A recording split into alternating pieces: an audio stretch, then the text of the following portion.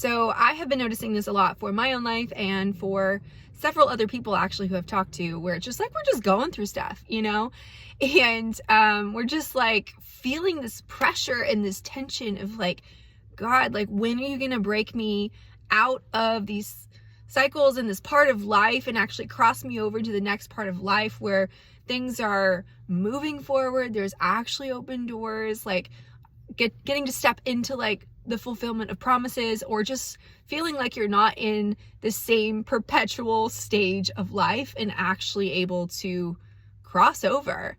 And so, yeah, I've just been noticing like all this pressure and tension with me and many people I've chatted with about this.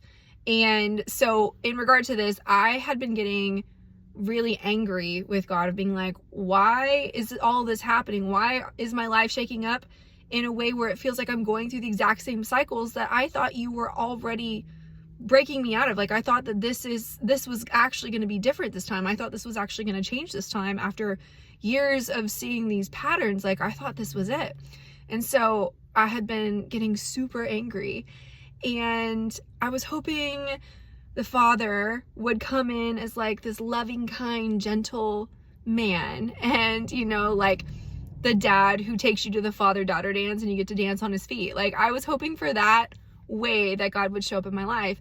And a couple days ago, that's not how he showed up. And to preface this, I'm not gonna lie, in the struggle, I have not handled it gracefully. I was really disappointed in myself for not handling things well, but just to be real, that's where it was at. And I yelled a lot, and I yelled a lot at God, and I was like, where are you? Like, you're supposed to be a loving Father. Like, where are you? And so, yeah, a couple days ago, instead of coming in as that like sweet, gentle, fatherly love, he actually came in and rebuked me like super hard. And not just any old rebuke, but the one that he did for Job. And if you read that, highly recommend it. Read it out loud.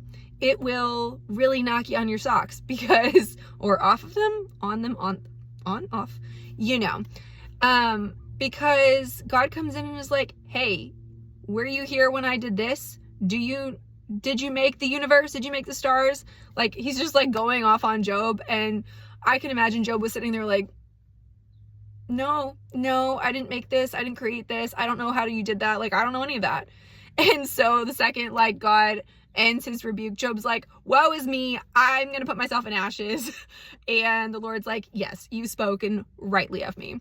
And so, yes, the God of the entire universe came in to rebuke me several days ago, and I needed it. I needed a right perspective of who God is, that even though my circumstances are very frustrating right now, and I'm wanting to finally step into this next phase of life that I have been longing for so long.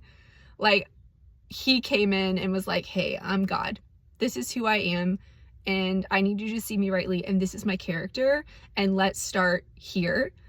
And honestly, when he rebuked me, it not only shifted my perspective on things, it actually knocked me out of anger. I still have like sadness that I'm working through, but the anger portion, it was like, you're right, you're holy. Like, this is a fear of the Lord moment. Like, this is the fear of the Lord. Like, you are God and I am not. Like, that is who he is. And so, even as a father, fathers come in and they correct, they discipline real sons and daughters. They do that because it's actually for our good. And so, anyways, I know that other people are going through this, because I've talked to many people who have been struggling with disappointment, who have been struggling to believe that things can actually be different than the things that they've seen happen over and over and over again for many years of their lives. So if that's you, I'm actually here to remind you right now that he is God. He does know his perfect timing, and our emotions don't change who he is. Our frustrations don't change his nature. They just don't. And so that's really what I'm here to say, is for us to continue to get a right perspective of who God, the God of the Bible, the God who is the one true living God, like, we need a right perspective of who he is, regardless of our circumstances, regardless of how we feel. And so, yeah, just wanted to share that.